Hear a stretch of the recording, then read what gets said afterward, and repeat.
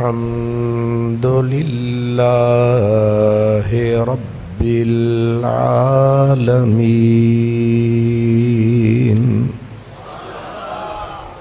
والعاقبة للمتقين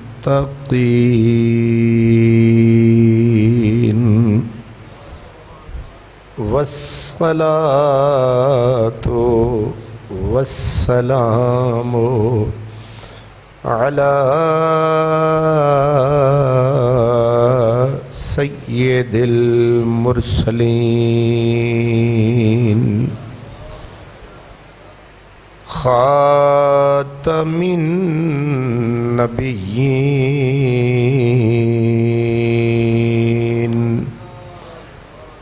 رحمة للعالمين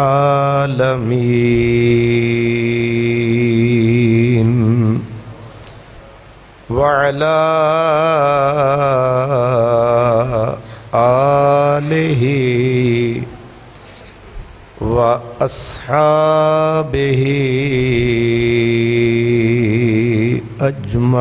أجمعين أما بعد فأعوذ بالله من الشيطان الرجيم بسم الله الرحمن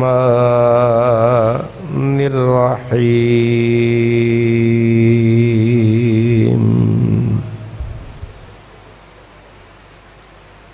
تبت يدا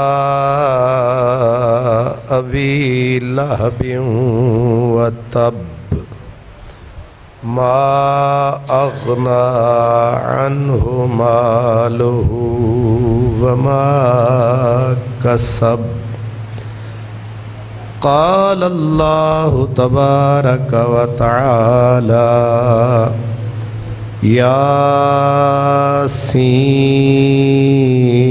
ياسين والقرآن الحكيم إنك لمن المرسلين صدق الله مولانا العظيم الصلاة والسلام عليك يا رسول الله وعلى آلك وأصحابك يا حبيب الله. برادران اسلام، 31 اکتوبر یہ جو مہینہ گزرا ہے، 31 اکتوبر کو ہر سال غازی اسلام حضرت غازی علم الدین شہید رحمۃ اللہ علیہ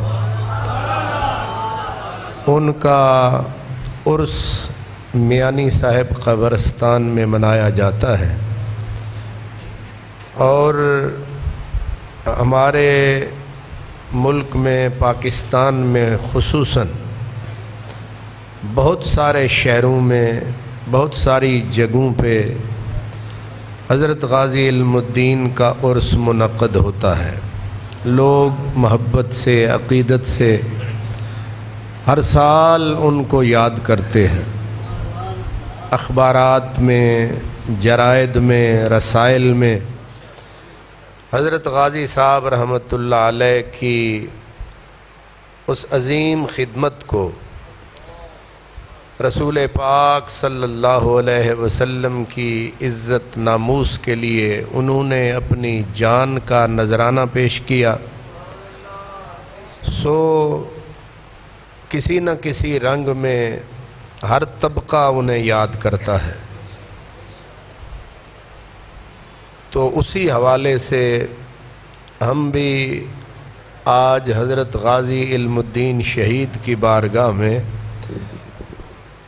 نذرانہ محبت اور ارمغان عقیدت لے کر حاضر ہیں۔ نبی کریم صلی اللہ تعالی علیہ وسلم سے ہر بندہ مومن کا رشتہ ازلی رشتہ ہے اور ابدی رشتہ ہے۔ جتنا جتنا کسی میں ایمان کی طاقت، قوت، لذت زیادہ ہے، اتنا اتنا عقیدت بھی زیادہ ہے۔ ایمان کمزور ہوتا جاتا ہے تو عقیدت بھی کمزور ہوتی جاتی ہے۔ جتنا جتنا ایمان میں قوت و طاقت آتی ہے، سرکار دو عالم سے عقیدت بھی اتنا ہی بڑھتی جاتی ہے۔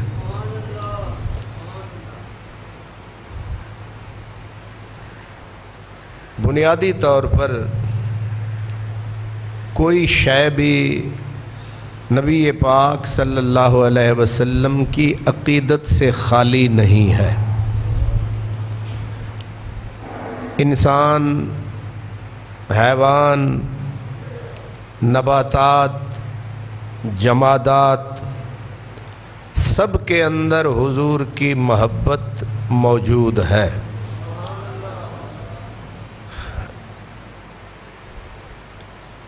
انسانوں کی محبت تو آپ اپنے دل سے پوچھ سکتے ہیں۔ نباتات بے شمار احادیث ہیں کہ جن میں نبی کریم صلی اللہ علیہ وسلم کی بارگاہ میں درخت چل کر آتے تھے،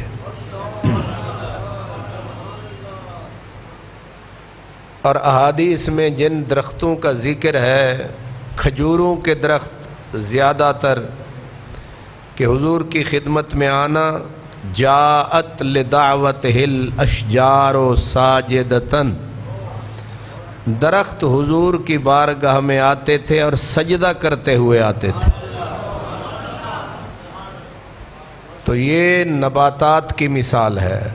جانور، مثال کے طور پر ایک حدیث پاک میں ہے کہ حضور صلی اللہ علیہ وسلم کے صحابہ میں سے کسی کا اونٹ پاگل ہو گیا، باولا ہو گیا، تو حضور صلی اللہ علیہ وسلم جب تشریف لے گئے تو وہ اونٹ جو تھا، حدیث پاک میں ہے کہ اونٹ بھاگا حضور کی طرف اور آ کر حضور کے پاؤں میں سجدے میں گر گیا،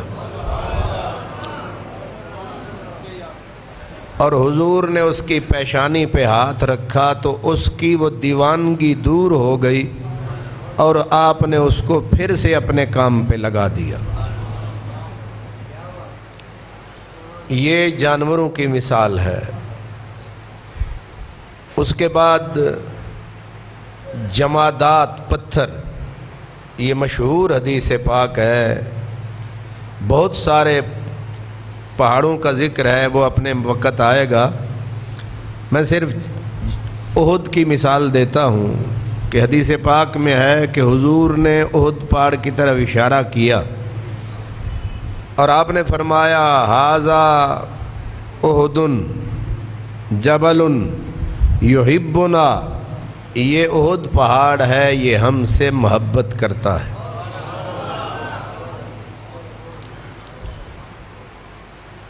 اب وجہ کیا ہے کہ انسان، حیوان، نباتات، جمادات، ہر چیز حضور سے محبت کیوں کرتی ہے؟ اس کی وجہ جو علماء نے لکھی ہے، وہ کہتے ہیں اصل میں تمام کائنات کی اصل حضور ہیں۔ وہ ہے نا، اعلیٰ حضرت کا شعر بھی ہے، وہ جو نہ تھے تو کچھ نہ تھا، وہ جو نہ ہوں تو کچھ نہ ہو، جان ہے وہ جہان کی، جان ہے تو جہان ہے۔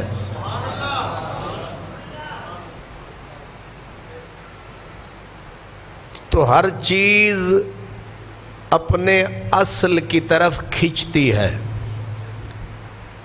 جو جہاں سے بنا ہوتا ہے اس کے اندر اپنے اصل کی، اپنی جڑ کی، اپنی بنیاد کی کشش سلامت رہتی ہے. اولاد ماں باپ سے پیدا ہوتی ہے، باپ کا تعلق ہوتا ہے، ماں کا تعلق ہوتا ہے. تو اولاد میں جسم کے، دل کے کسی نہ کسی حصے میں اپنے ماں باپ سے تعلق خاطر موجود رہتا ہے. کیوں؟ اس لیے کہ ماں باپ اصل ہوتے ہیں. نبی پاک صلی اللہ علیہ وسلم اصل کائنات ہیں. اس لیے ہر چیز حضور سے جو محبت کرتی ہے تو ہر چیز کی اپنی خمیر کا تقاضا ہے. ہر چیز کی جبلت میں حضور کی محبت رکھ دی گئی ہے. اب جتنا جتنا کسی کا ادراک، شعور اور بالخصوص انسان میں ایمان مضبوط ہوتا جاتا ہے، اتنا اتنا وہ محبت کا تعلق بھی مضبوط ہوتا جاتا ہے. یہ ہے بنیادی بات.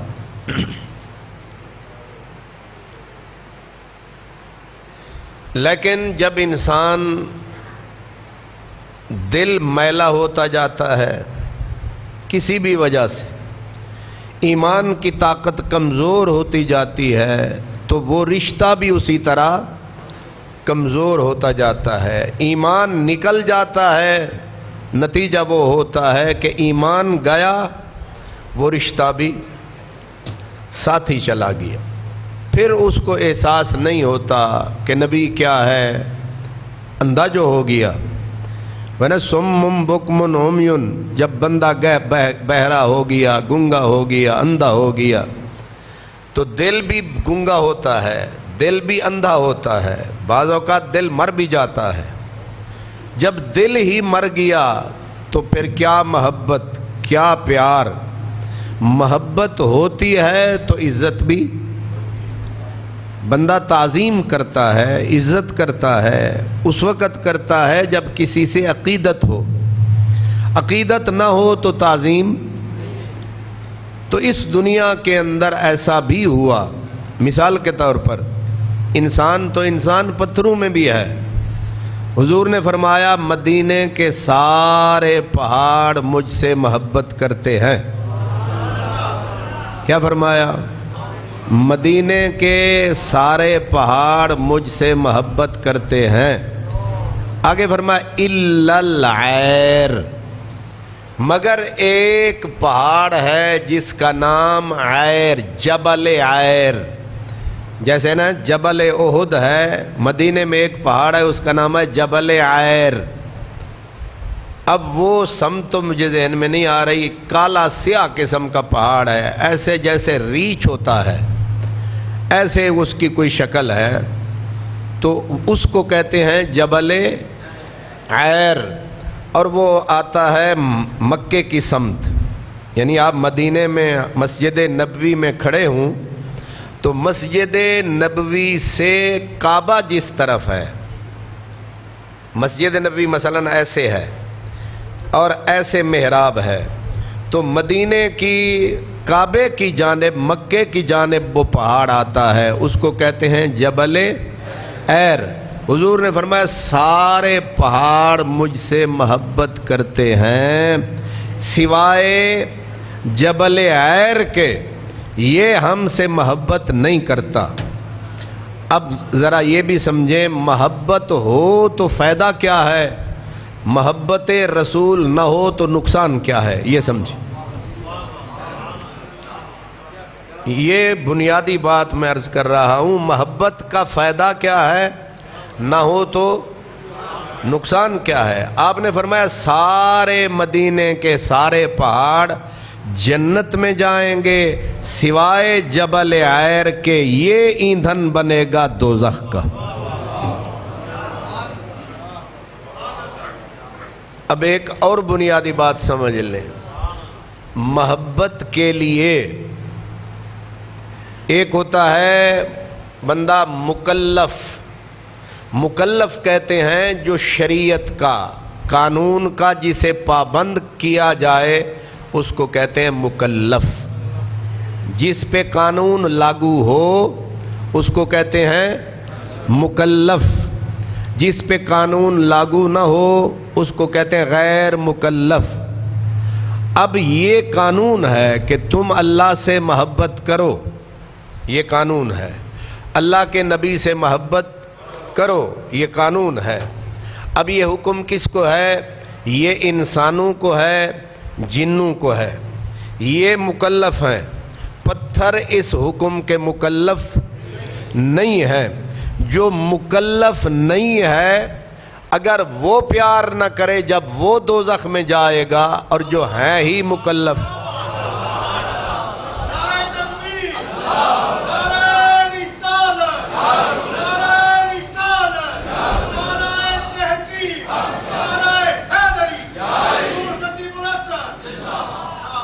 आप समझे भाई, जिसके लिए कानून है ही नहीं, जिसको अल्लाह ने हुक्म ही नहीं दिया, उससे मुतालबा ही कोई नहीं किया कि तुम भी मोहब्बत करो। अगर उनमें मोहब्बत हो, उनको जब ये सिला मिल रहा है कि तुम मुकल्लफ तो नहीं हो। और तीसरी बात ये भी जहन में रखें कि अल्लाह ताला जहन्नम को किससे भरेगा? फरमाया अल्लाह ताला काफरों से भरेगा, वल हिजारा, और पत्थरों को डालेगा दोज़ख में, इस तरह भरेगा।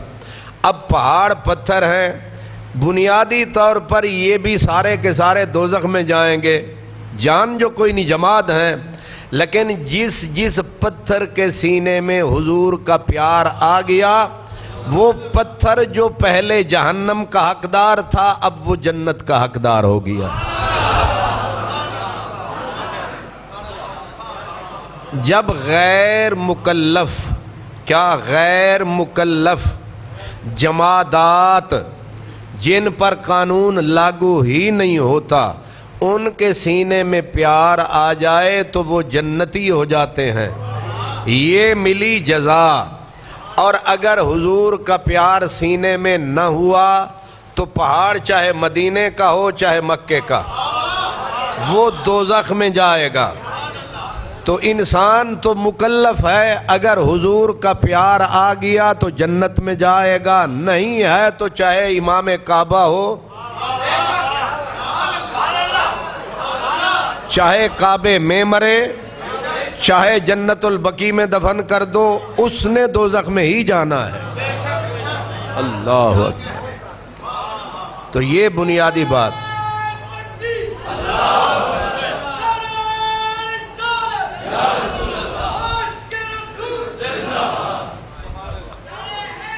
अल्लाह, मोहब्बत, इसका मतलब है कि मोहब्बत की कोई वैल्यू है, मोहब्बत की कोई हैसियत।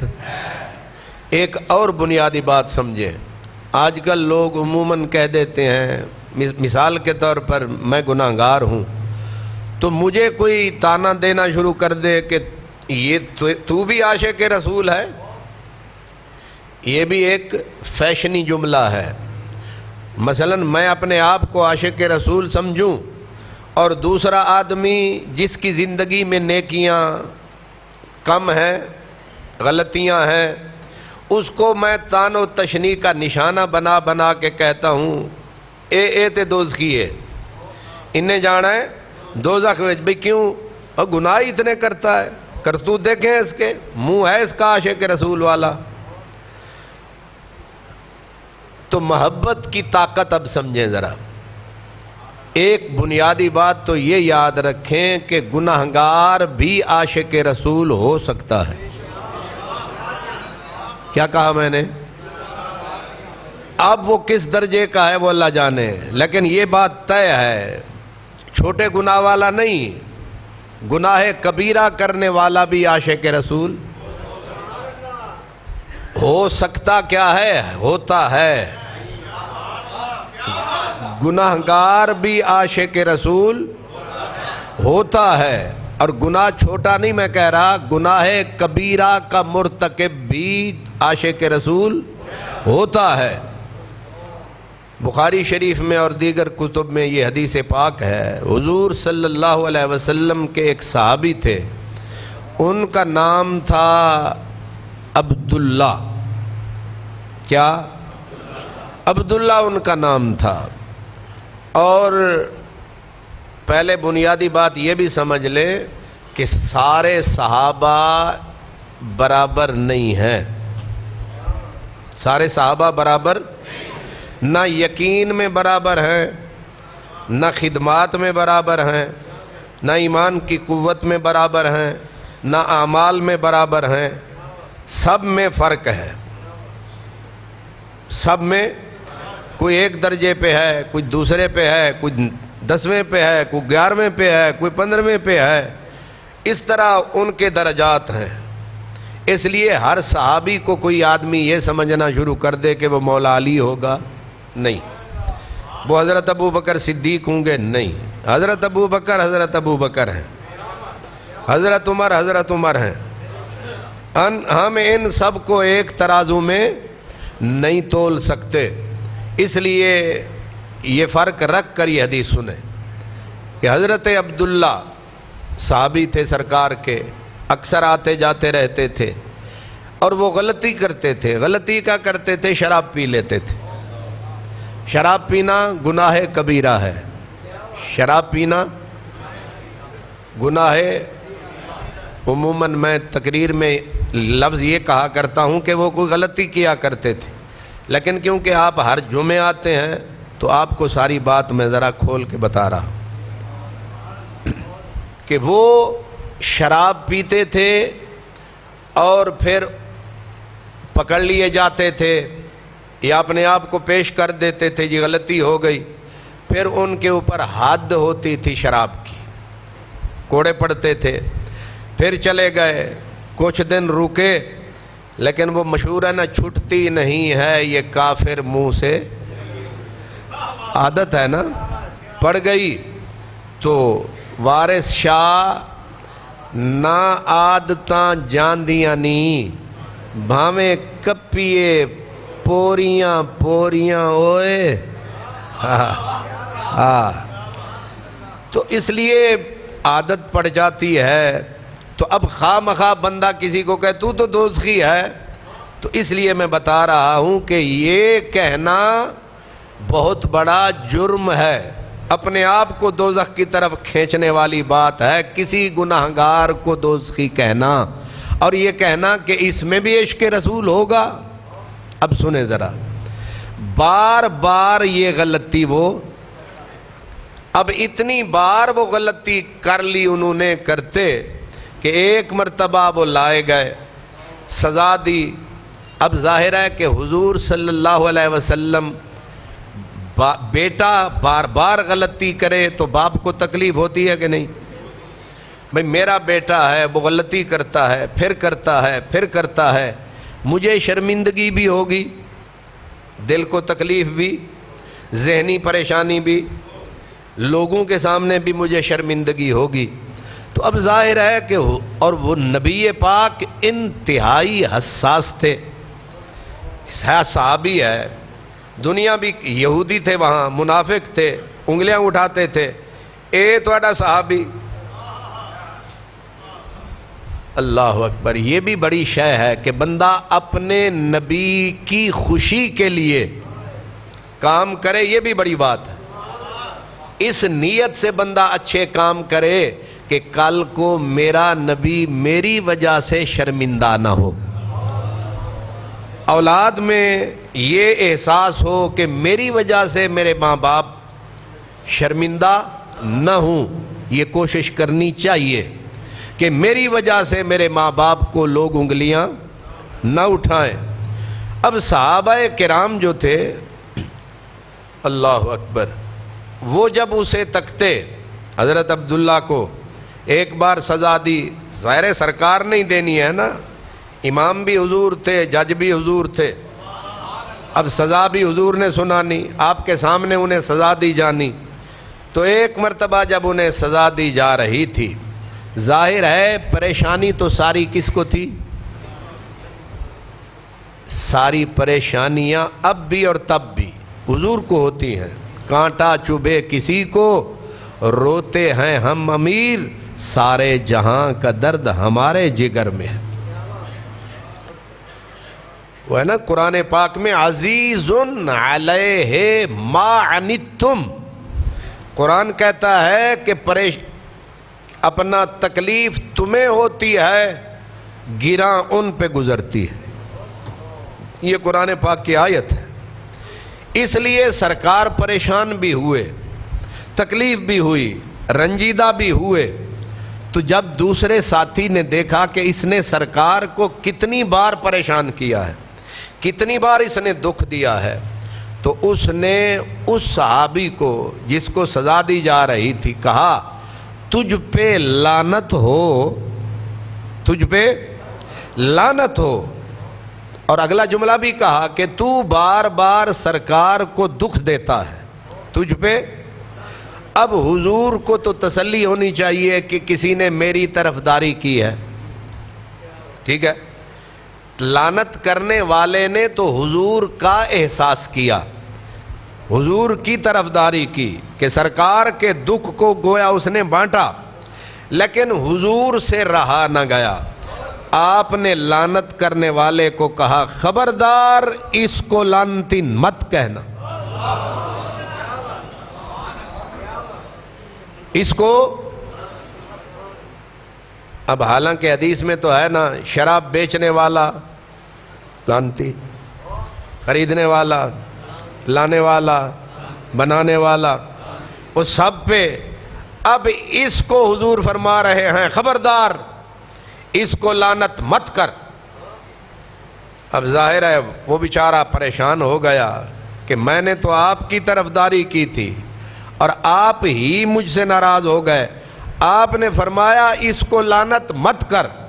اب لعنت کیوں نہ کروں وجہ خود بتائی، فرمایا تجھے معلوم نہیں انہو یحب اللہ ورسولہ، تجھے پتا نہیں ہے اس کو اللہ سے بھی پیار ہے، اس کو ہم سے بھی پیار ہے۔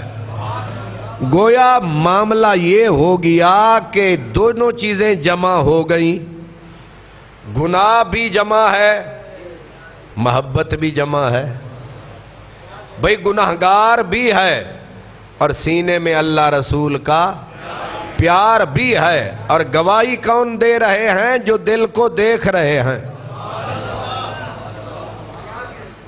اس لیے یہ بات ثابت ہو گئی، یہ بات ثابت ہو گئی کہ گناہگار بھی ہوتا ہے، اس کے دل میں پیار بھی ہوتا ہے۔ تو یہ قاعدہ غلط ہو گیا کہ گناہگار میں پیار نہیں ہے، غلط کار میں پیار نہیں ہے، یہ وہ قاعدہ غلط ہے، یہ بالکل ٹوٹل غلط ہو گیا۔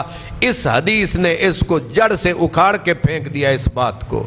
دوسرا یہ بھی بتا دیا کہ جس کے سینے میں پیار ہے کم از کم وہ ملعون نہیں ہے، وہ ملعون نہیں ہے، وہ لعنتی نہیں ہے۔ لعنت کا مطلب کیا ہوتا ہے؟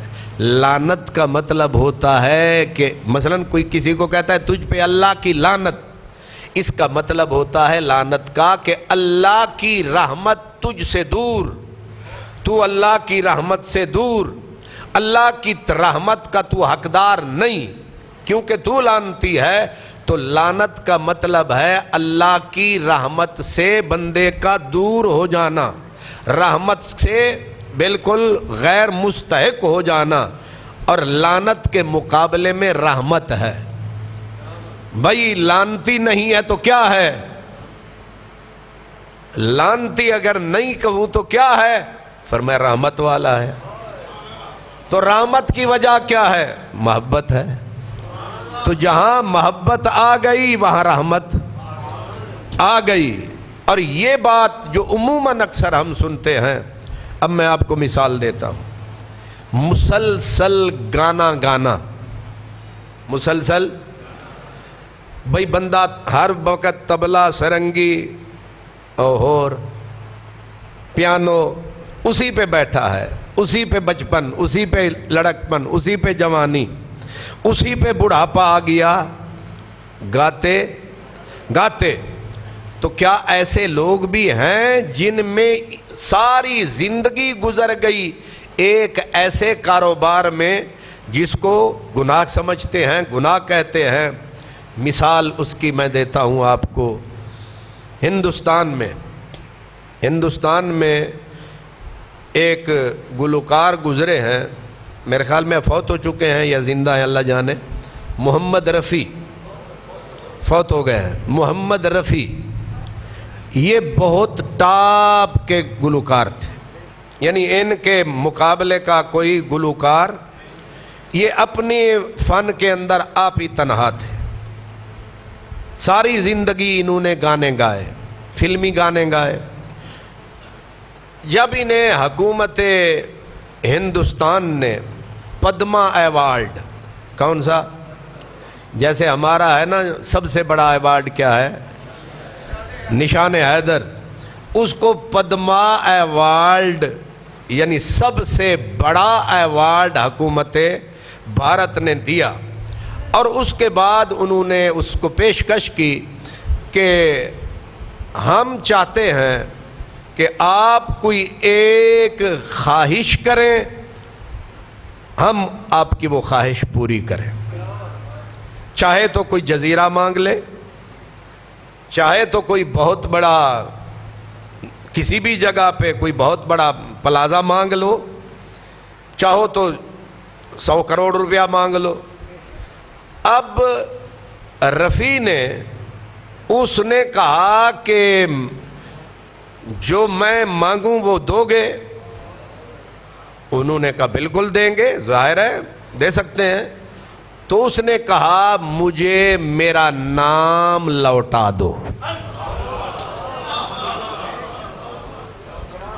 مجھے میرا نام لوٹا دو۔ اب اس کو پکارا جاتا تھا سرکاری طور پر ملک میں رفیع۔ اس نے کہا میرا نام لوٹا دو، انہوں نے کہا سمجھے نہیں، اس نے کہا میرا نام ہے محمد رفیع، اور میرے نبی کا نام مجھ سے چھین لیا گیا ہے، میں چاہتا یہ ہوں کہ مجھے محمد رفیع پکارا جائے۔ اب پاکستان میں کوئی یہ کہے کہ مجھے محمد فلاں پکارو، کوئی اچنبے کی بات نہیں۔ بتوں کی دنیا میں واحد ملک ہے روئے زمین پہ جو بت پرست ہے، وہ انڈیا ہے۔ دنیا میں کہیں بتوں کی پوجا اجتماعی طور پر نہیں ہوتی، ایک ہی پتھروں کا پوجنے والا ملک انڈیا ہے۔ اور بتوں کے شہر میں، بتوں کے ملک میں کھڑے ہو کر کوئی کہے کہ مجھے محمد نام لوٹا دو۔ میں نے کسی عالم کی زندگی میں ایسا نہیں سنا ہے کہ اس نے کہا مجھے سرکاری طور پر محمد کہہ کے پکارا کرو، لیکن ایک گناہگار کو کم از کم ہم نے تاریخ میں سنا اور پڑھا ہے کہ جس نے کہا میرے نام کے ساتھ محمد ضرور لگاؤ۔ اور اگر یہ پچھلی تاریخ میں ہوتا تو شاید اتنی وقیع اور طاقت والی بات نہ ہوتی۔ جب ہمارے اور مذہبی طور پر ان کے درمیان فاصلے بہت بڑے ہوئے ہیں، مذہبی طور پر یہ جو حکومت ہے بہت تعصب پرست ہے، اس دور میں کوئی چھاتی تان کے اس بتوں کے دیش میں کہے کہ محمد مجھے کہو، تو آپ مجھے بتائیں کہ بندہ 1 ارب روپیہ نہیں مانگ رہا، وہ دلی کے اندر 5 کوٹھیاں نہیں مانگ رہا، وہ جو چاہتا مانگتا ملتا، اس نے کس حوصلے سے مانگا؟ یہ محبت تھی کہیں چھپی ہوئی، اس نے سر اٹھا کے کہا کہ ہر چیز کے بغیر گزارا ہو جائے گا لیکن محمد کے بغیر گزارا نہیں ہوگا۔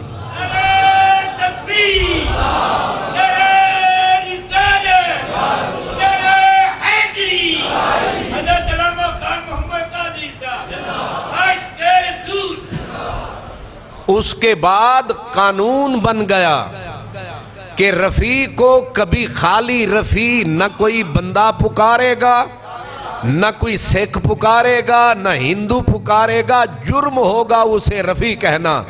جو بھی بولے، ہندو بولے، سکھ بولے، بدھسٹ بولے، محمد رفیع بولے۔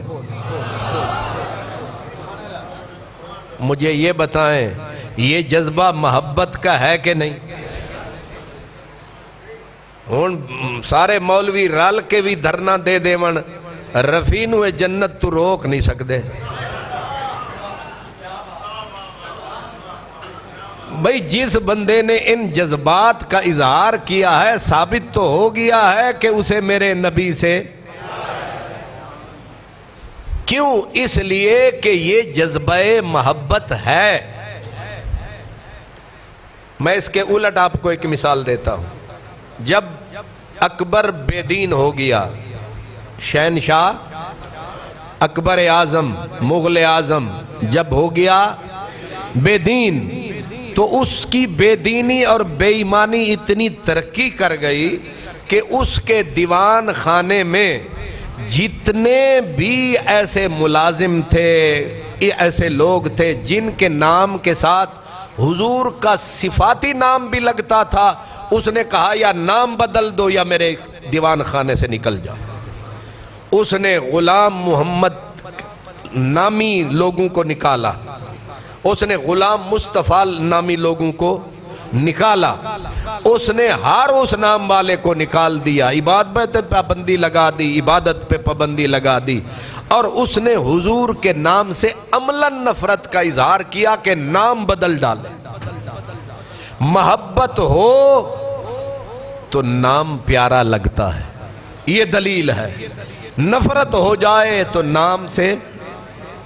یزید سے ہمیں نفرت، یزید کوئی ایک تھوڑا تھا، 300 تو احادیث میں راوی اور اس نام کے یزید نام ہے، لیکن ایک بندے سے نفرت کی وجہ سے سارے ناموں کو ہی ہم چھوڑ بیٹھے ہیں، ہے کہ نہیں؟ جیسے ایک یار کی خاطر بندہ سارے شہر کو گلے لگا لیتا ہے۔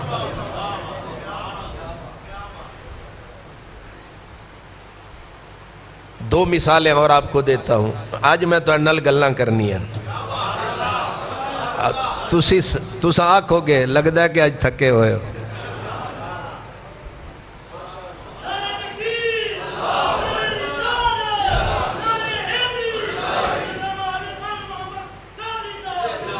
میں غازی علم الدین کی طرف سفر کر رہا ہوں، اس کی وجہ میں یہ آپ کو بتا رہا ہوں کیونکہ دماغوں میں ہوتا ہے نا، اب بھی غازی علم الدین کی فوٹو دیکھو تو ان کی لمبی داڑھی ہے، دیکھی سی تسی انہاں دی فوٹو؟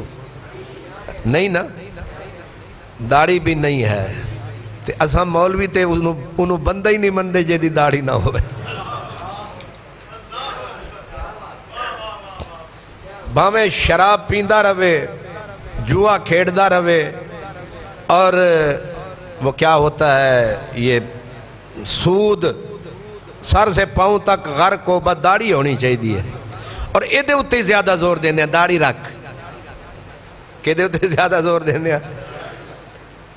میں اور میاں صاحب اور حاجی صاحب ہم گئے تھے اس طرف کہیں شنکیاری کی طرف، تو میاں صاحب آپ کو یاد نہیں ہوگا تو ایک جگہ سے ہم گزرے تھے، یہ مانسیرے سے آگے، تو ایک گاؤں ہے، مجھے تھوڑا تھوڑا نام ذہن میں آ رہا ہے، تو وہاں مجھے ایک دوست نے اشارہ کر کے کہا یہ گاؤں ہے، میں نے کہا نظر آ رہا ہے گاؤں ہے، اس نے کہا یہاں جتنے لوگ ہیں سارے تبلیغی جماعت کے، ایک بھی دوسرا نہیں ہے، میں نے کہا یہ بھی ٹھیک ہے ہوں گے، اس نے کہا اصل بات بتانے کی یہ ہے ان میں ایک بھی بندہ ایسا نہیں ہے جو سود خور نہ ہو، سارے تبلیغی جماعت کے ہیں، سب کی داڑیاں ہیں، ایک بھی بندہ بے نماز نہیں ہے، لیکن ایک بھی ایسا نہیں ہے جو سود خور، ٹھیک ہے؟ لیکن ہمارا سارا زور کس پہ ہے؟ میں یہ دلیلیں اس لیے دے رہا ہوں کہ بعض لوگوں کو غازی علم الدین عاشق نہیں لگتا، سود خور عاشق لگتے ہیں۔ یہ کم تولنے والے انہیں عاشق، یہ جائنا اکبری منڈی سے لے کر انارکلی تک جتنے حاجی ہیں، یہ ذخیرہ اندوز کون ہے؟ یوں ہی ایک چیز تھوڑی سی شارٹ ہوتی ہے اور اس کو اکٹھا کون کر لیتا ہے؟ سارے مولانا صاحب، حاجی صاحب، پیر صاحب، سارے یہی لوگ ہیں، یہ پکے جنتی ہیں۔ اور وہ علامہ اقبال اس لیے جنتی نہیں ہے کہ باقی ساریاں اچھائیاں تھیں۔ فرضوں کے قاتل جنت میں، ایک وہ سنت جس کو آدھی دنیا مانتی ہے موقد، آدھی کہتی ہے سنت، یہ ہے جس کو سمجھ آئے۔ عرب والے اس کو وہ والی سنت نہیں مانتے جو ہم مانتے ہیں، سمجھ آ گئی ہے؟ آپ جو بڑا شیخ الاسلام ہوتا ہے نا مسلمانوں کا، وہ پینٹ بھی پہنتا ہے، پتلون بھی پہن لیتا ہے، اس طرح اوپر جبہ پہن لیتا ہے، سارے عیب کج کے، داڑھی شاڑی بھی کوئی نہیں ہوتی۔ ہم گئے دمشق میں، حضرت محی الدین ابن عربی کے مزار پہ گئے، محی الدین ابن عربی، اب دمشق شام، اللہ اکبر، ہم تو بہت بعد میں مسلمان ہوئے ہیں، وہ ہم سے پہلے کے تھے۔ جس وقت وہاں گئے تو وہاں ہم نے کہا نماز ٹائم اب ہو رہا ہے تو امام صاحب آئیں گے۔ ایک صاحب آئے پینٹ پتلون پہنے ہوئے، آئے اور آ کر الماری کھولی، ادھر سے وہ اس قسم کا ٹوپی نکالی وہ رکھی، اوپر اس قسم کا جبہ نکالا، وہ ذرا بڑا تھا وہ پہنا، پیچھے اس نے اللہ اکبر کہا، اس نے نماز پڑھا دی۔ بعد میں جو نکلے تو اوپر والا لباس اتار کے ٹانگ دیا، پھر وہ پہچانے ہی نہ گئے کہ یہی امام صاحب ہیں۔ اسی طرح کونیا گئے ترکی میں، وہاں دیکھا، اسی طرح ہم ایک جگہ تھی اور وہاں گئے، وہیں ایسے ہی دیکھا۔ جہاں بھی گئے تے اساں جڑے ہیں نا برے صغیر دے مولانا، اساں تے انہاں نو شک نال ویکھ دیاں پتہ نہیں مومن ہیں کہ نہیں۔ تے مصر جاویے تے او سانو پھڑ کے اندر کر چھڑ دین، وہ دن اے ہے نہیں دوسرے نمبر۔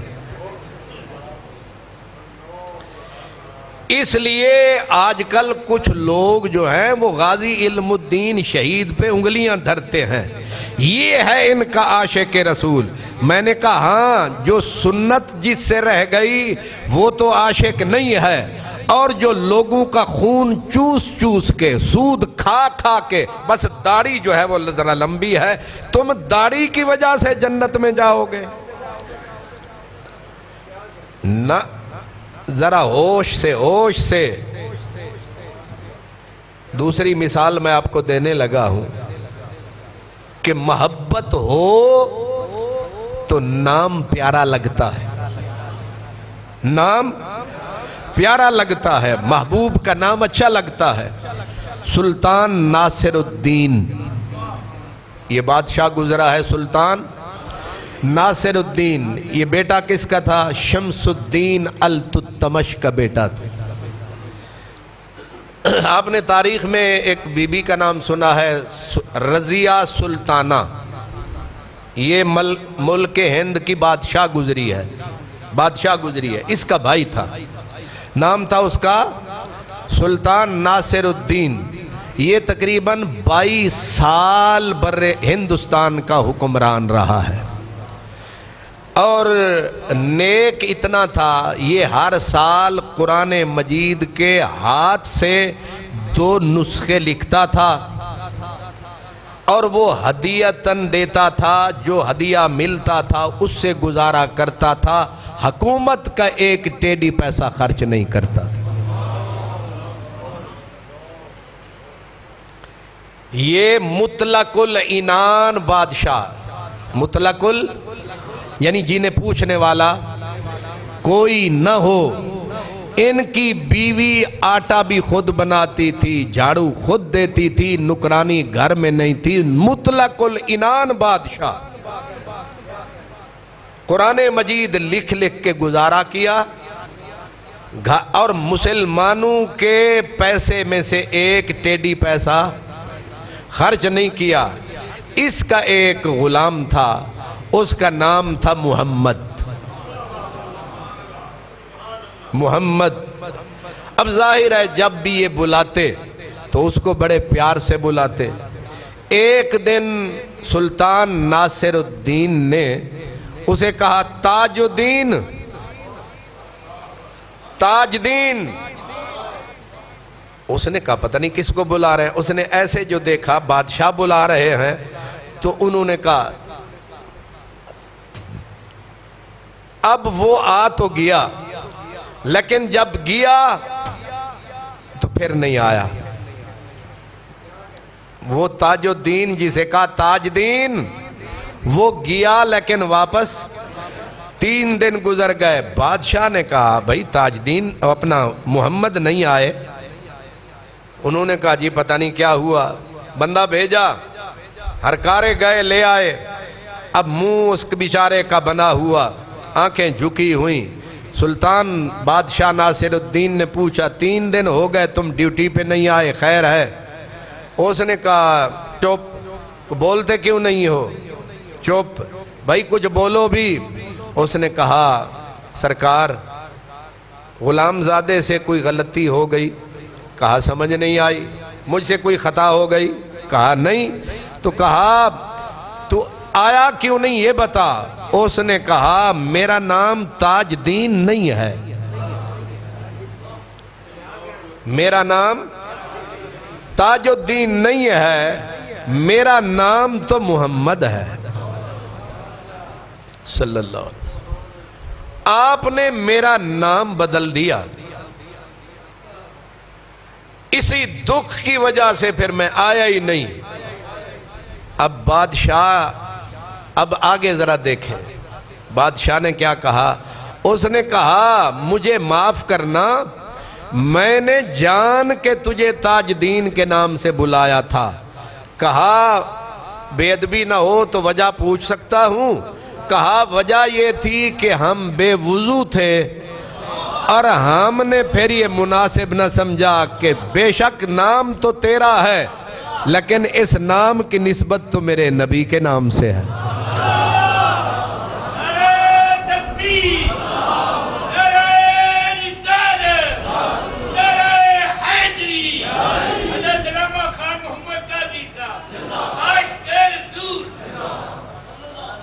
اللہ اکبر۔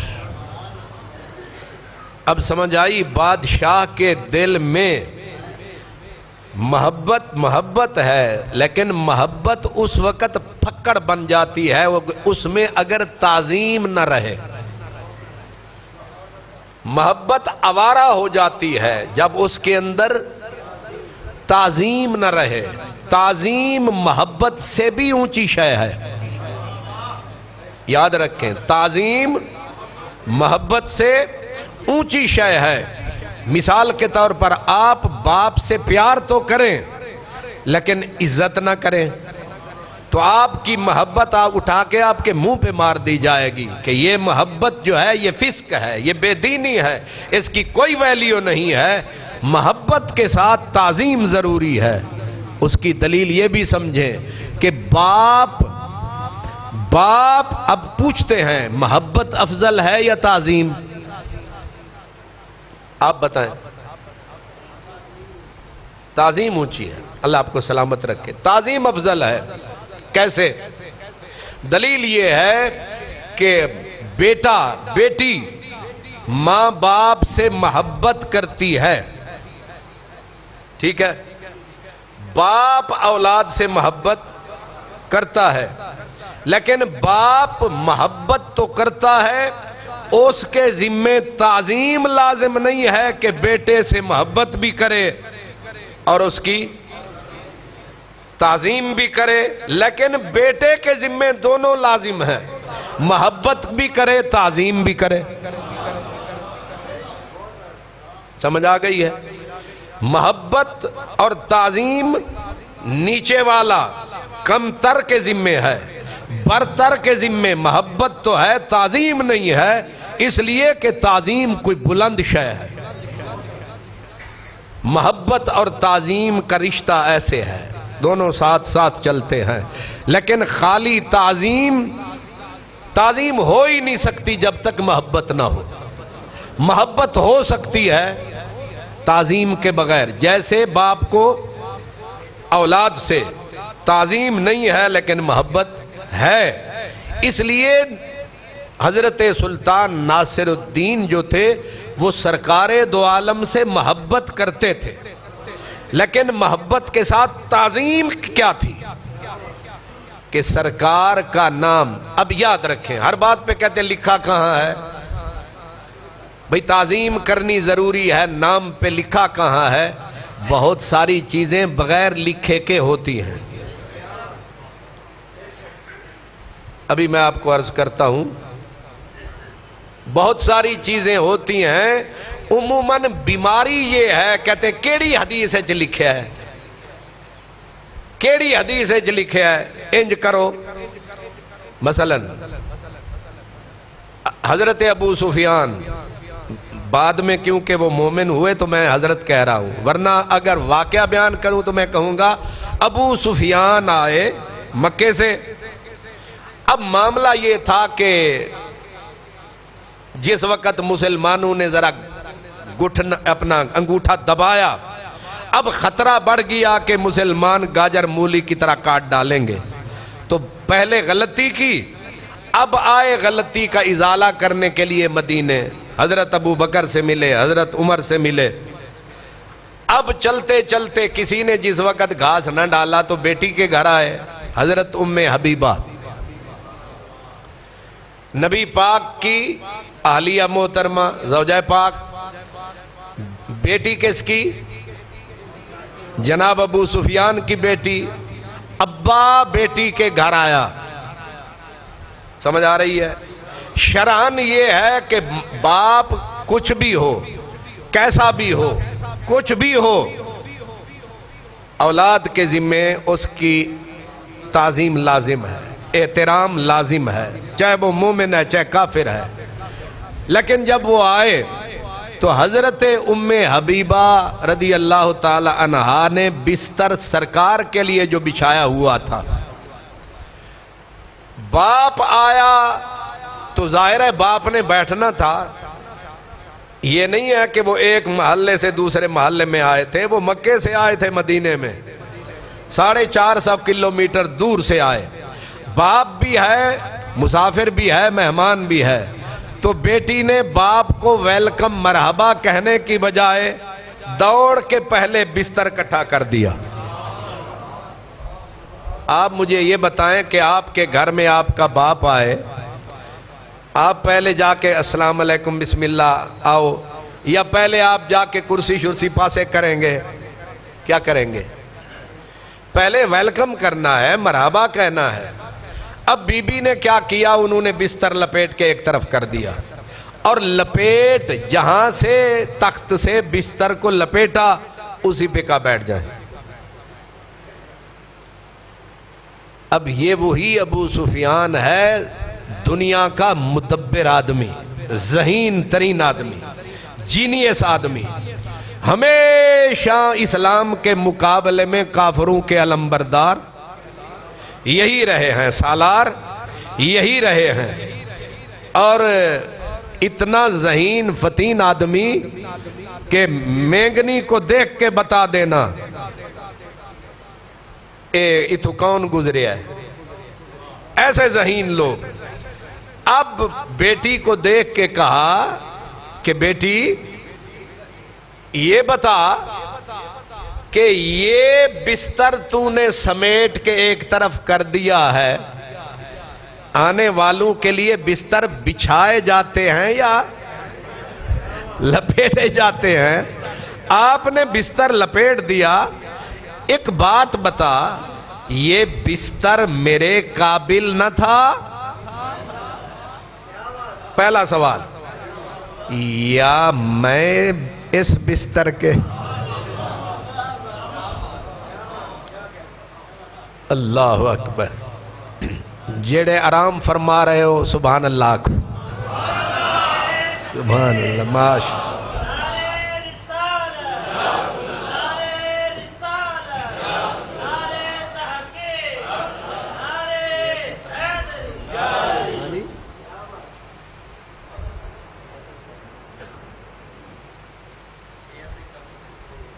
اچھا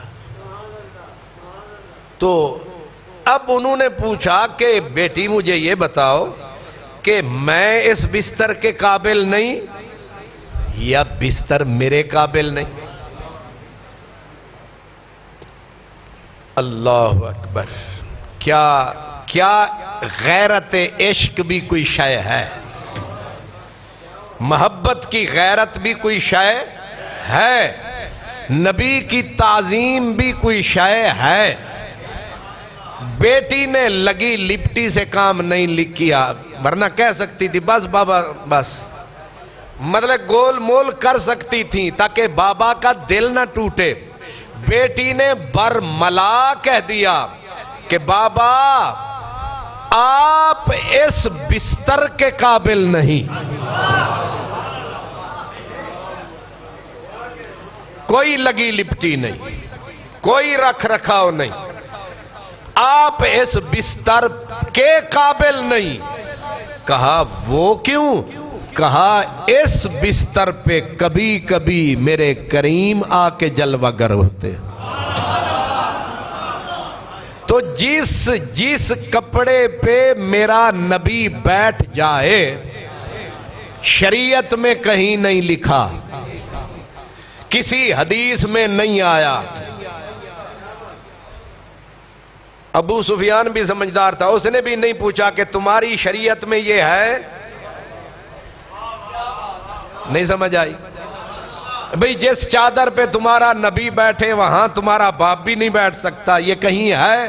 کیونکہ اسے سمجھ تھی کہ تعظیم اور محبت کوئی شے ہے، اور ہمارے یہ پڑھے لکھے جاہلوں کو اتنی بھی عقل نہیں ہے، ہر بات پہ مگر مچھ کی طرح منہ کھول دیتے ہیں۔ لکھا کہاں ہے؟ اب بتا یہ کہاں لکھا ہے؟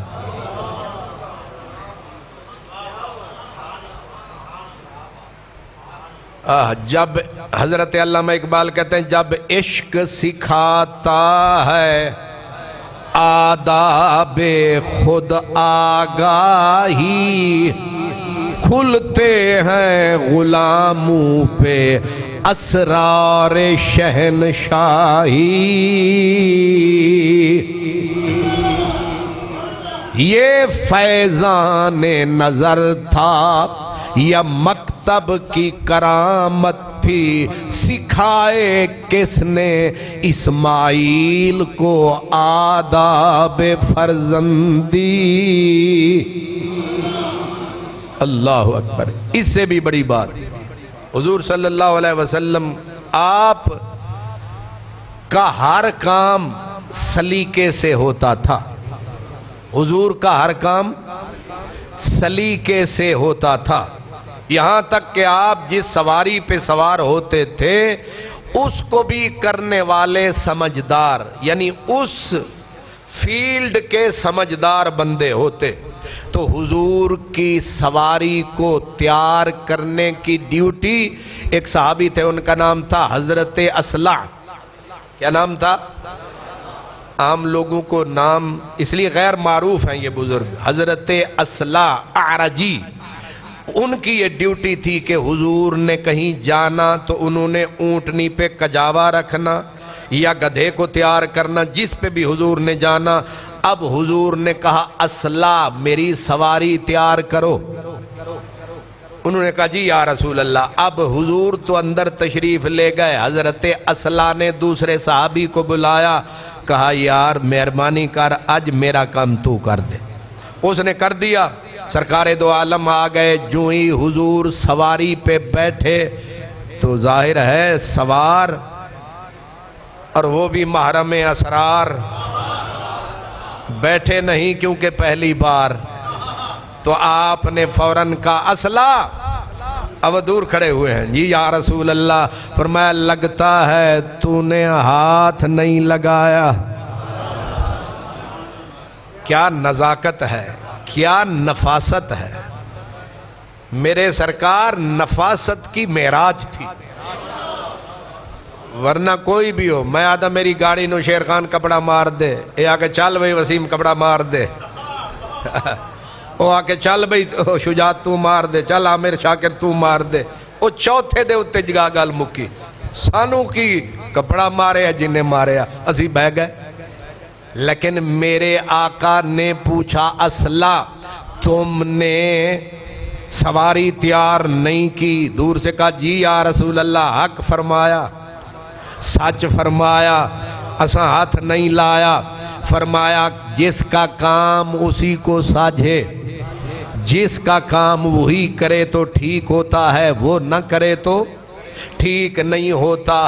دور سے کہا حضور میں نہ بھولا ہوں، نہ میں نے بھول کے یہ کسی سے کام کروایا، میں نے بالارادہ جان بوجھ کر ہاتھ نہیں لگایا۔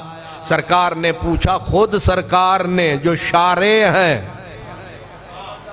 جو خود مقنن ہیں، جنہوں نے قانون کائنات کو دیا ہے، جنہوں نے حلال حرام واضح کیا ہے، انہوں نے پوچھا کہ تو نے ہاتھ کیوں نہیں لگایا؟ اس نے کہا کرہتو ان ارحل ناقتہ، یا رسول اللہ میں نے اس لیے آپ کی اونٹنی کے کجاوے کو ہاتھ نہیں لگایا کہ آنا جنوبن، میں پاک نہ تھا،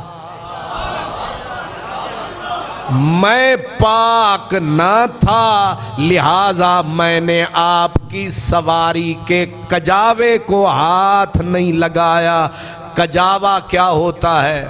پاکھڑا کجاوا، یہ اونٹ کے اوپر ایک پہلے بچھایا جاتا ہے، اوپر ریلی سی یا کپڑا موٹا، پھر اس کے اوپر لکڑی کا، اور اس کے اوپر پھر کیا ہوتا ہے کچھ روں کچھ کپاس، پھر اس کو سی دیا جاتا ہے، ایک سیٹ بنا دی جاتی ہے، اس کے پیچھے بھی ایسے لکڑی ہوتی ہے، آگے پکڑنے کے لیے بھی، پیچھے ٹیک کے لیے بھی لکڑی، اس کو کہتے ہیں کجاوا۔ اب میرے نبی کے کجاوا جو ہے لکڑی کا، کپڑے کا اور ان چیزوں کو ملا کر، اب نبی کریم کا صحابی کہتا ہے کیونکہ میرا بدن پاک نہ تھا، اس لیے میں نے آپ کی اونٹنی کی لکڑی کو ہاتھ نہیں لگایا۔ اب گھر تک سوچتے جائیں، شریعت میں کہیں منع؟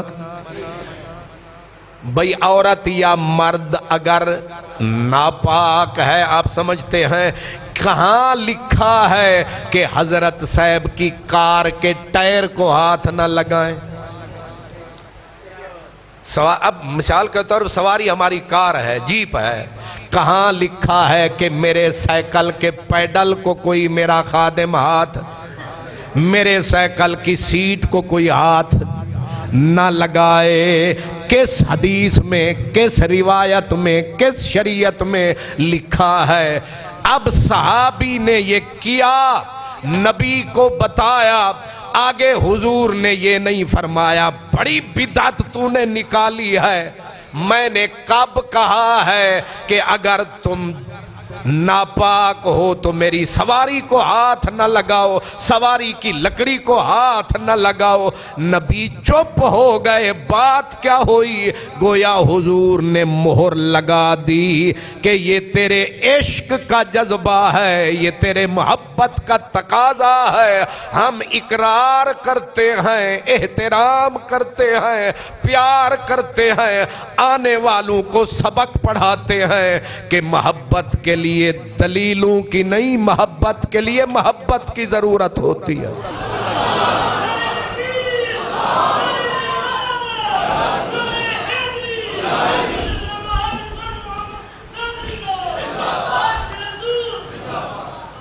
جہاں غلط کام ہوتا ہے نبی کی تو ڈیوٹی ہے اس کو منع کرنا، کیونکہ نبی پاک نہیں روکیں گے وہ تو بات پکی ہو جائے گی، وہ تو قانون بن جائے گی، آئین بن جائے گی۔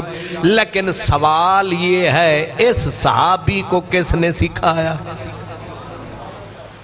اس کو کس نے یہ سمجھایا؟ تیسری بات بھی سن لیں اسی محبت اور تعظیم کی۔ عبداللہ ابن ابی ابن سلول رئیس المنافقین، حضور نبی کریم کا مد مقابل۔ یہ سرکار کا کیا تھا؟ مد مقابل سمجھتے ہو نا؟ یعنی ایک سیٹ سے دو امیدوار۔ مدینے کی سیادت پہلے امیدوار یہ تھا ابن ابی ابن سلول، یہ پہلا امیدوار تھا مدینے کی سرداری کا۔ لیکن جب سرکار آئے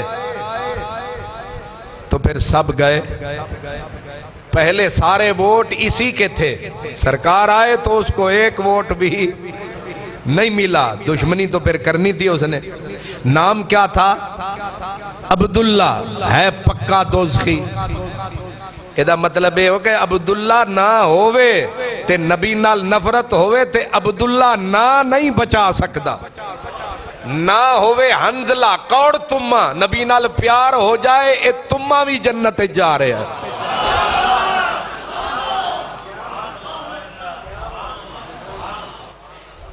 رکھ دے ربو عنایت اللہ نا، ناواں نال کام نہیں بڑھنی، سرکار نال کچھ کرنا ہے جوڑنا ہے رشتہ تے تاں گل بڑھنی۔ اب جن کے دل میں نفرت ہوتی ہے نا، کام بھی پھر وہ نفرت والے آپ پہ سرزد ہونے لگتے ہیں۔ محبت ہو جائے تو آپ پہ محبت ظاہر ہونے، جو برتن میں ہوتا ہے باہر وہی آتا ہے۔ اللہ اکبر۔ عبداللہ ابن ابی ابن سلول رئیس المنافقین، سرکار دو عالم اپنے گدھے پر، سرکار کس پہ تھے؟ گدھے پر۔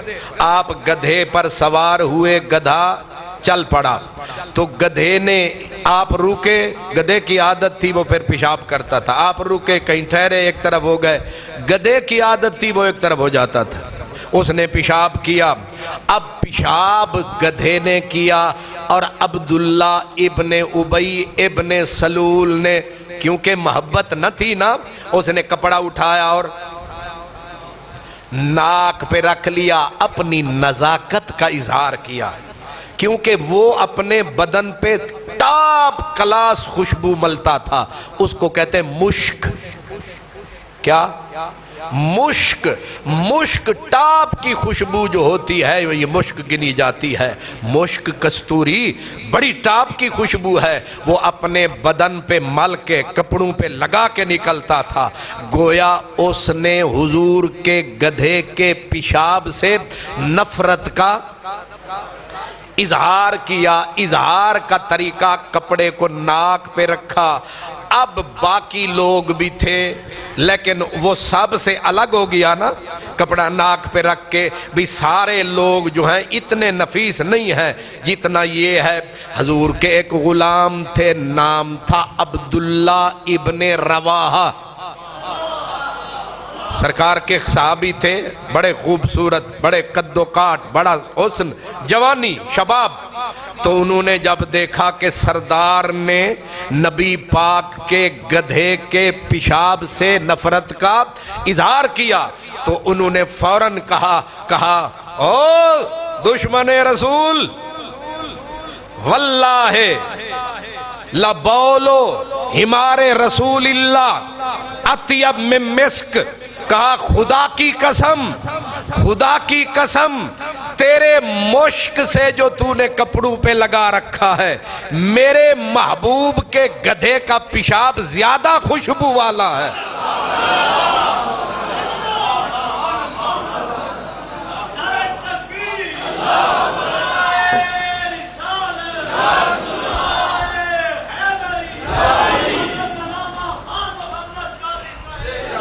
اللہ، ایمان سے مجھے بتائیں، گدھے کا پیشاب اور مشک کوئی ہے بات بننے والی؟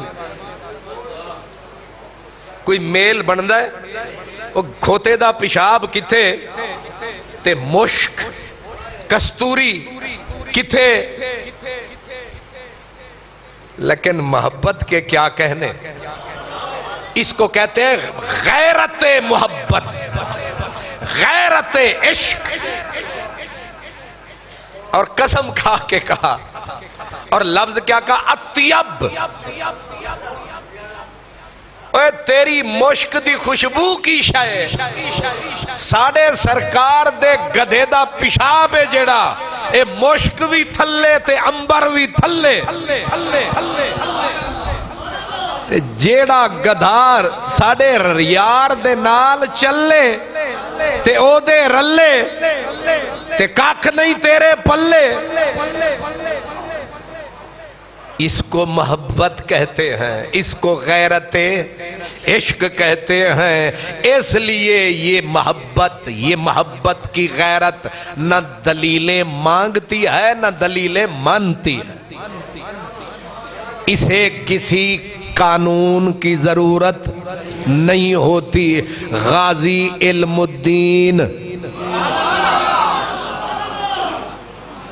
عدالتیں تھیں، سپریم کورٹ بھی، سیشن کورٹ بھی تھی، ساری کی ساری عدالتیں تھیں، حکومت بھی تھی، سب کچھ تھا، لیکن علم الدین، اور علم الدین نہ کوئی مولانا تھا، نہ کسی شیخ الحدیث کا بیٹا تھا، نہ کسی ناموس رسالت تنظیم کا رکن تھا، نہ کسی مدرسے کا مفتی تھا، نہ کسی علاقے کا محتمم تھا، نہ اس کے نام کے ساتھ حاجی لگتا تھا، نہ اس کے نام کے ساتھ عنایت اللہ عبداللہ عبد الرحمن لگتا تھا، کچھ بھی اس کے ساتھ نہیں تھا، کچھ بھی نہیں تھا۔ میں نے کہا نہ عالم، نہ فاضل، نہ مفتی، نہ پروفیسر، نہ ڈاکٹر، نہ انجینئر، نہ حضرت حاجی صاحب، اس کے ساتھ کوئی لفظ، کوئی لاحقہ، کوئی سابقہ، کوئی چیز نہیں لگتی تھی، ایک بھی لفظ یہ جو لاحقے سابقے عزت عظمت کا اظہار کوئی بھی نہیں لگتا تھا۔ سمجھ آ گئی ہے؟ اور یہ بھی ذہن میں رکھیں، 5 وقت وہ مولانا صاحب کے پیچھے پہلی صف میں بھی نظر، کبھی آیا کبھی نہیں آیا، جمعہ پڑھ لیا، اللہ اللہ خیر صلی، اور وہ کوئی کماؤ پتر بھی نہیں تھا، ابا بھی ناراض رہتا تھا، اماں بھی ناراض رہتی تھی، بھابیاں بھی تانے دیتی تھیں، یعنی یہ ساری کمزوریاں تھیں، بس ایک تقریر موچی دروازے والی۔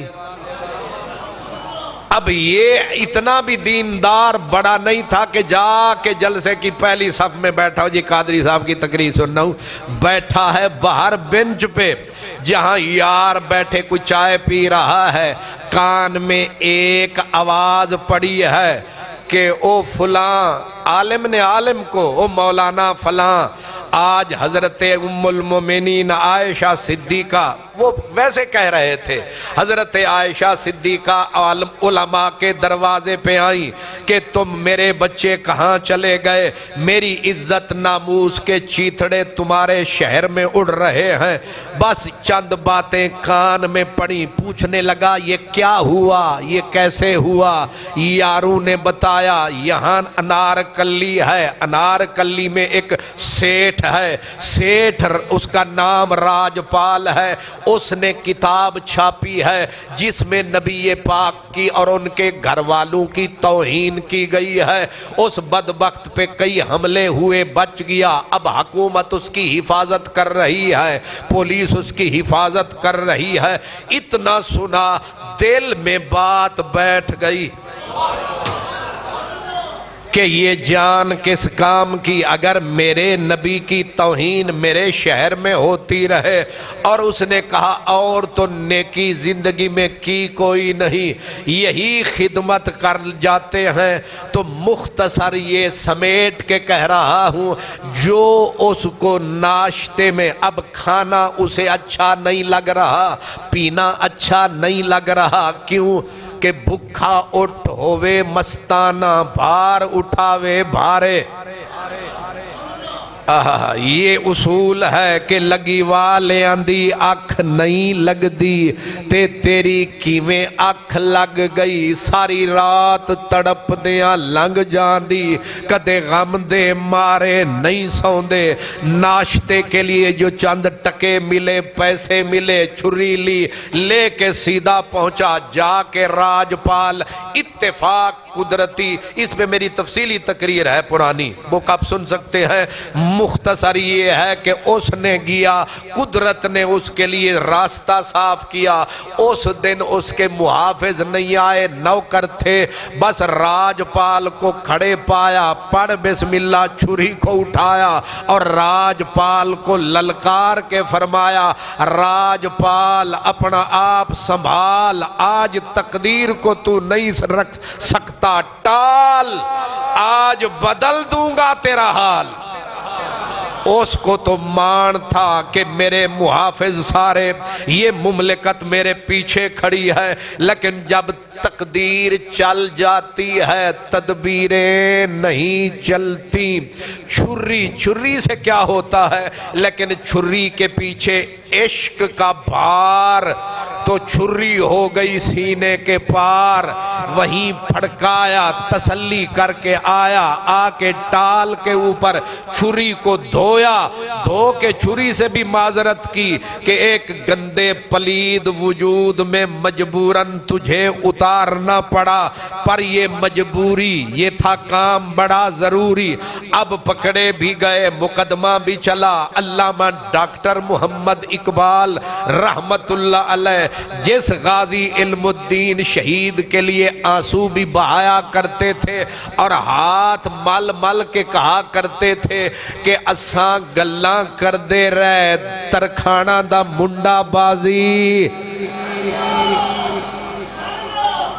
اساں گلاں کر دے رہے ترکھانا دا منڈا بازی، لے گیا حضرت قائد اعظم محمد علی جناح، مصروف ترین ہستی محمد علی،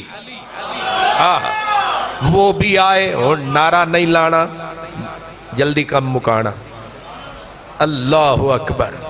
اب حضرت محمد علی جناح بھی آئے، وکلاء بھی آئے، پوری امت نے زور لگایا، یہاں تک کہ علامہ اقبال رحمت اللہ علیہ کے منہ سے ایک جملہ نکل گیا۔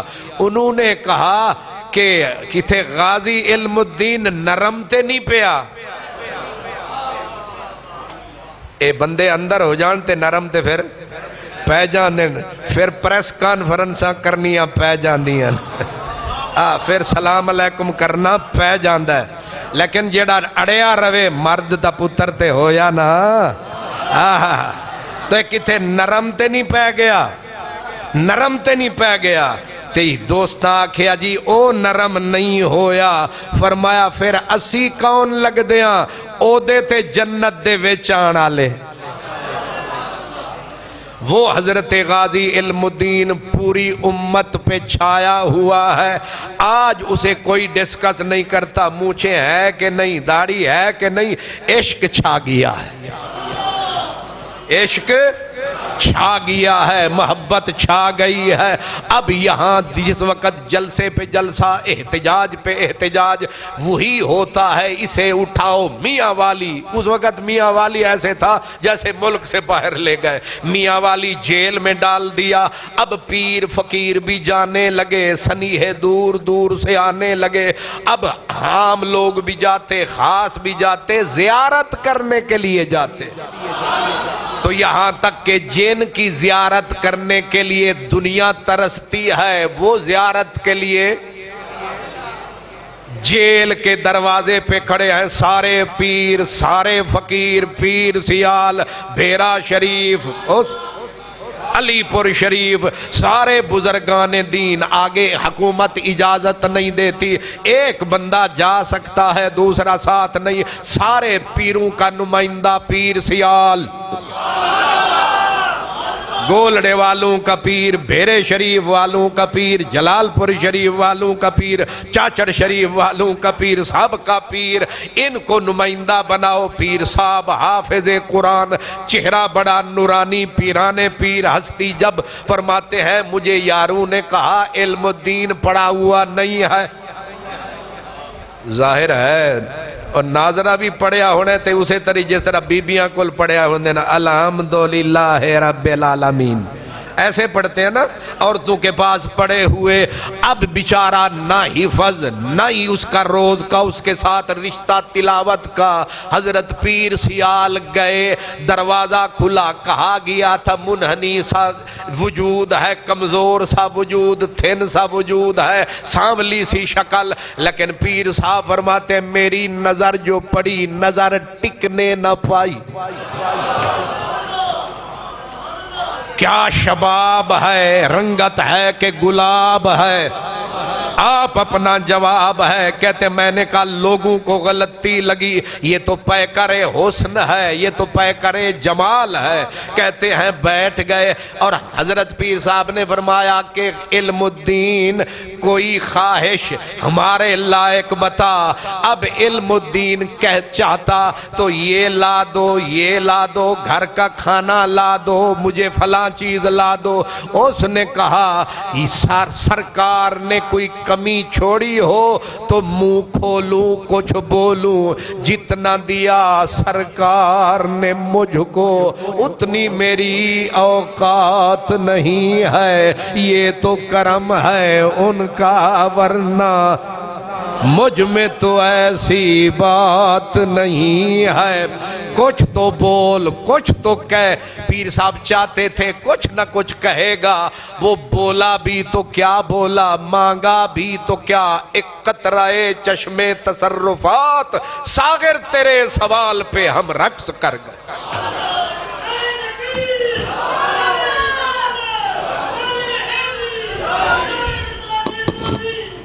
اس نے کہا سرکار اگر آپ دینے پہ تول ہی گئے ہیں، تول ہی گئے ہیں، لازمی دینا ہے کچھ تو کرم فرمائیے۔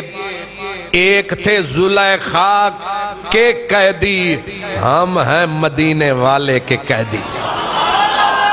اچھا یہ لگتا ہے قیدی کو قیدی کی داستان سنائیے، ہمیں ٹھنڈ پڑے گی، کہا مطلب، کہا سورت یوسف سنائیے۔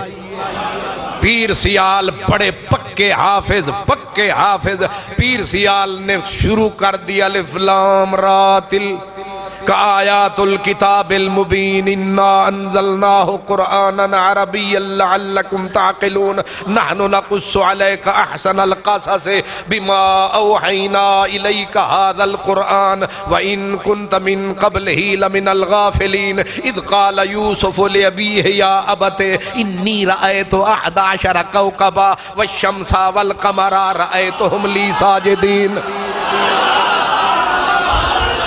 قال یا بنیا قال یا بنیا قال یا بنیا لا تقصص رؤیاک علی اخوتک فیکیدوا لک کیدا ان الشیطان للانسان عدو مبین وکذالک یجتبیک ربک ویعلمک من تعویل الاحادیث ویتم نعمتہ علیک وعلی آل یعقوب کما اتمها علی ابویک من قبل ابراہیم واسحاق ان ربک علیم حکیم۔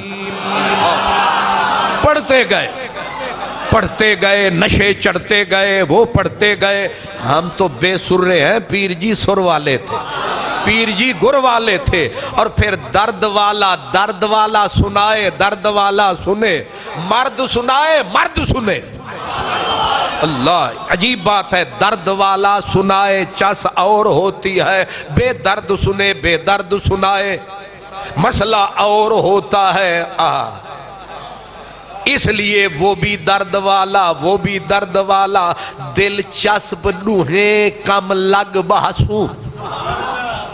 اڈو تو کرلا اڈو میں کرلاواں اڈو تو کرلا اڈو میں کرلاواں نبھ ویسن وقت ڈوہاں دے نا کان کر کرلا کانگا نا کان کر کرلا کانگا ہن کون مویاں ڈو آندے اڈو تو کرلا اڈو میں کرلاواں نبھ ویسن وقت ڈوہاں دے عجیب بات ہو گئی وہ سننے والا یہ سنانے والے پڑھتے رہے لیکن اس کے حسن کی جھلک اور جلال عشق پیر صاحب پر جو پڑا آپ کہیں کہیں اڑ جائیں اڑ جائیں جہاں پیر صاحب اڑے آگے غازی لفظ بتائیں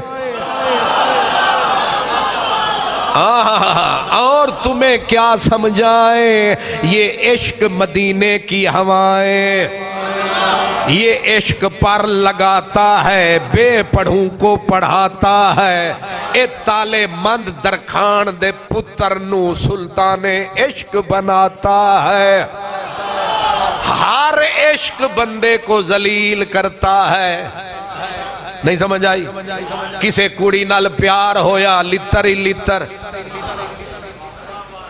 کسے نال عشق ہو گیا گلی دے وچ اتھے پھٹکار پئی تے پٹکار پے تے ذلیل ہویا تے رویا رات نو لے کے بیچارہ شرمندہ او میس جہاں مصیبت نیندر بھی برباد آرام بھی برباد لیکن ایک ایسا عشق ہے بندہ عشق کما کے جان بھی لگا دے کائنات سلوٹ کرتی ہے اس کو عشق رسول کہتے ہیں ہے کہ نہیں ہے کہ نہیں ہر عشق میں شرمندگی ہے نبی کے عشق میں زندگی ہے ہر عشق میں ذلت ہے نبی کے عشق میں عزت ہے ہر عشق میں بربادی ہے نبی کے عشق میں آبادی ہے ہر عشق بندے بڑے کو چھوٹا بناتا ہے نبی کا عشق چھوٹے کو بڑا بناتا ہے کہ نہیں واہ علم الدین قرآن آتا نہیں ہے آج حافظوں کو لقمے دے رہا ہے اور تمہیں کس نے پڑھایا ہے تجھے جیل میں کس نے پڑھایا ہے اس نے کہا بس کبھی بن سنور کے جو آ گئے تو بہار حسن دکھا گئے بے پڑھوں کو پڑھا گئے جمال اپنا یہ مدینے والا ہے یہ مدینے والے کا عاشق ہے بندہ شہر لاہور کا ہے قوم اس کی ترخان ہے لیکن آج علماء اب تک سلوٹ کرتے ہیں اب تک سلام کرتے ہیں جس کے جنازے کو کاندھا دینے کے لیے ولی اللہ ترستے تھے بانس جو باندھے گئے تھے اس کے جنازے کے ساتھ بانس ٹوٹے لوگوں نے بانس کی جو وہ ہوتی ہیں اوپر چھوٹی چھوٹی چلتریں ان کو تبرک بنایا کہ چار پائی نہ صحیح بانس ہی صحیح یہ ہے غازی علم الدین اور جیلر خود بتاتا تھا وہ آ کے ایک دن اس نے جو دیکھا اتنا بڑا تالا لگا ہوا وہ بڑی موٹی موٹی سلاخیں جیل کے کمرے کی قائم لیکن بندہ غائب وہ بیچارہ جو تھا جس کی ڈیوٹی تھی سنتری کی پولیس والے بھائی کی حیران پریشان نکل گئی جان بھئی بندہ غائب ہے اب اس کی جگہ مجھے سولی پہ چڑھا دیا جائے گا لیکن تھوڑی دیر کے بعد کانپتا تھر تھر راتا پلٹ کے جو آیا علم الدین کو کسی کی سوچ میں گم پایا پہلے نفرت کرتا تھا آج پہلی بار پیار آیا کہنے لگا ہوئے خدا دا واسطائی کوئی تینو قاتل آکھ دائے کوئی تینو عاشق آکھ دائے اس وقت بھی دو ہی سوچیں تھی نا، کوئی تجھے قاتل کہتا ہے جی اس کو پھانسی پہ لٹکا ہوا، اس نے بندہ مار ڈالا ہے، انسان کا قاتل ہے، قانون ہاتھ میں لیا ہے، قانون ہاتھ وچ نہیں لینا چاہیے دا۔ ایک یہ دلیلیں دینے والے، دوسری دلیل یہ ہے تو بتا تجھے لوگ کچھ قاتل کہتے ہیں، کچھ نبی کا عاشق کہتے ہیں، پر تو بتا چلو وہ تو رہی بات، تو گم کہاں ہو گیا تھا؟ نہ تالا ترٹا نہ سلاخ ہوئی ٹیڑھی، تو اتنا بھی تو پتنگ نہیں ہے کہ تو بیچ میں سے نکل جائے۔ واسطائی دس انہیں جدوں واسطے تے قسماں دتیاں، انہیں آکھیا پھر ایک وعدہ کر، ساڑی زندگی وچ راز نہیں کھولیں گا، کسے نال نہیں بولیں گا۔ انہیں آکھیا مرداں والا وعدہ، انہیں آکھیا بس پھر جس کے نام پہ زندگی کی بازی لگائی ہے اسی نے یہ جھات تکائی ہے، یہ لو لگائی ہے۔ آنے والا آیا، اس نے کہا کون آیا؟ کہا اس کا نام حیدر کرار تھا۔ بس ہاتھ بڑھایا، پتہ ہی نہیں چلا، ایسے نکالا، جا بٹھایا وہاں جہاں کملی والا۔ بس مجلس سرکار کی اجالا ہی اجالا۔ اس لیے یہ مہینہ جو گزرا اکتوبر کا، 31 اکتوبر جب بھی آتی ہے یاد علم الدین کی دلاتی ہے۔ لوگ انگلی دھرنے کی ہمت نہیں کر پاتے کہ یہ کمزوری، ہزاروں کمزوریاں تھیں، عشق کی چادر نے سب کچھ چھپایا ہے۔ آج عرس لاہور محلہ صدیق پورا مسجد صدیقیہ میں آپ نے سنا، میں نے سنایا، کچھ عشق کا مسئلہ سمجھ میں آیا؟ ماشاءاللہ۔ وآخر دعوانا ان الحمدللہ۔